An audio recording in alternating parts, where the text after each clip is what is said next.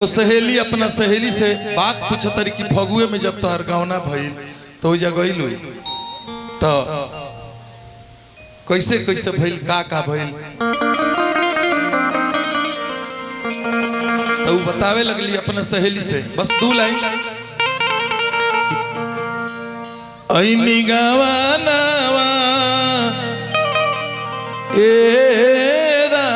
रामा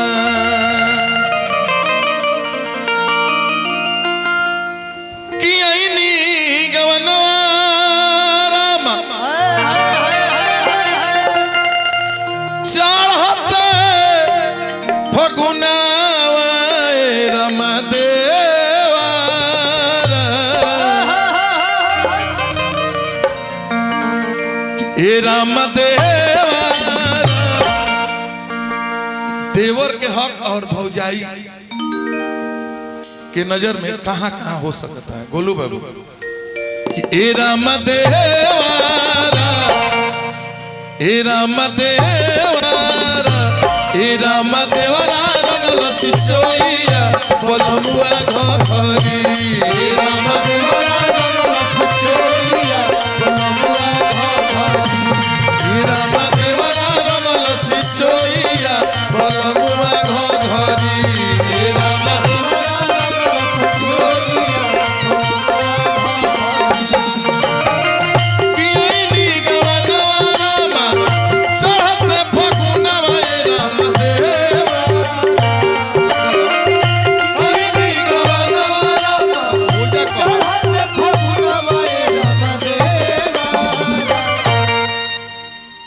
छोटू mic दो तो कुछ कहल चाहते रहे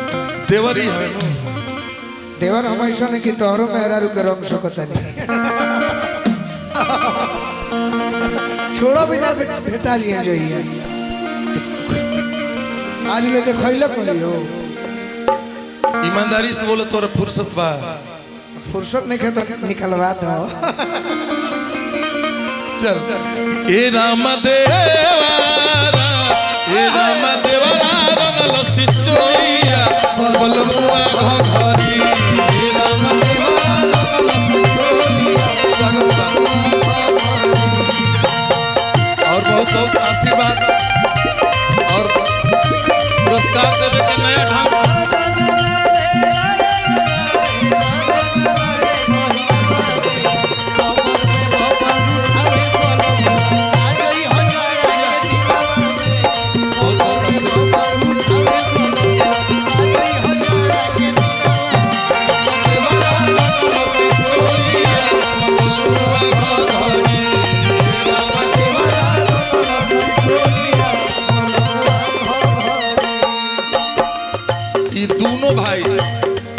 हमार छोट भाई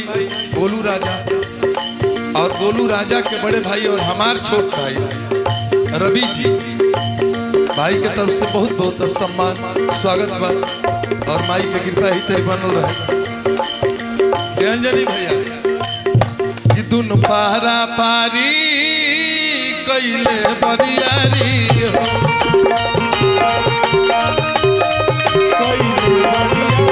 सर कोले सारी दिले दिया उघारी हो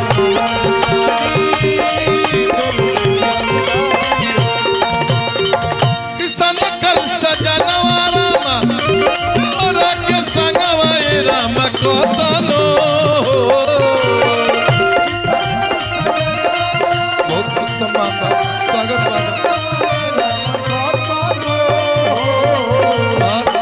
हमार छोट भाई बबुआ प्यारा भाई अमन के परिवार के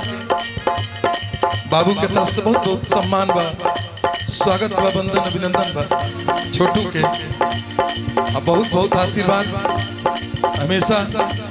आप हमेशा आगे बढ़त रही फुलात रही और सबके दिल में अपना खातिर जगह बनावत रही किसान कल सजनवा राम देवरा के संगवा ए राम कतनो ए राम कतनो ए राम कतनो झनक केहू ना भागेला बहरी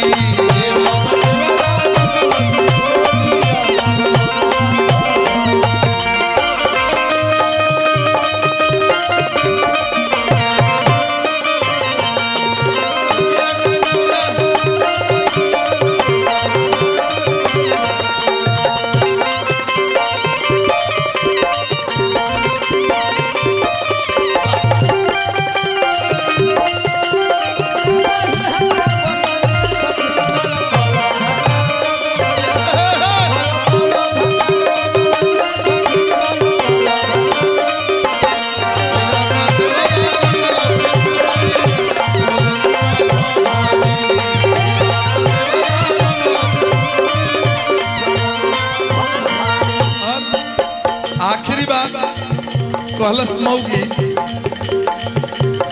कि डाले से बेसी छूटे में दुखाई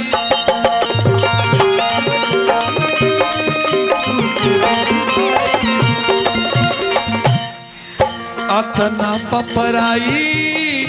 राजू सहल न जाई हो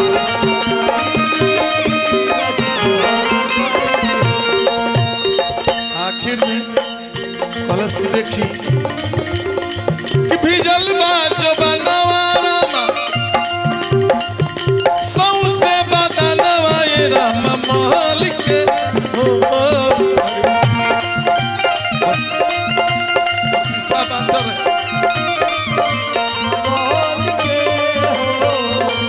अब तक धर्म बाँच गई भाई हो सब सम्मान रहला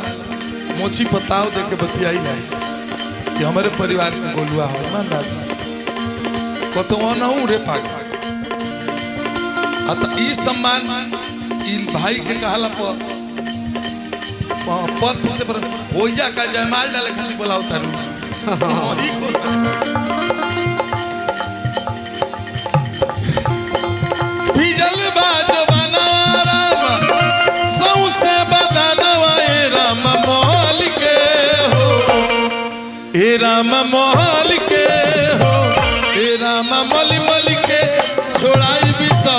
बड़ा रे लोहरी राम ए राम देवरा रंगल सिचोलिया पलमुआ घो घो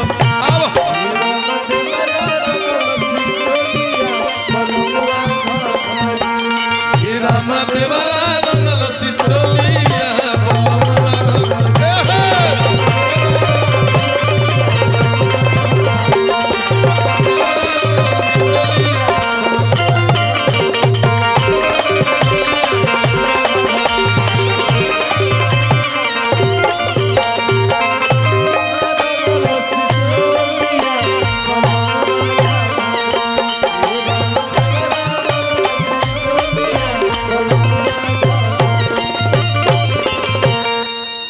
बार बार धन्यवाद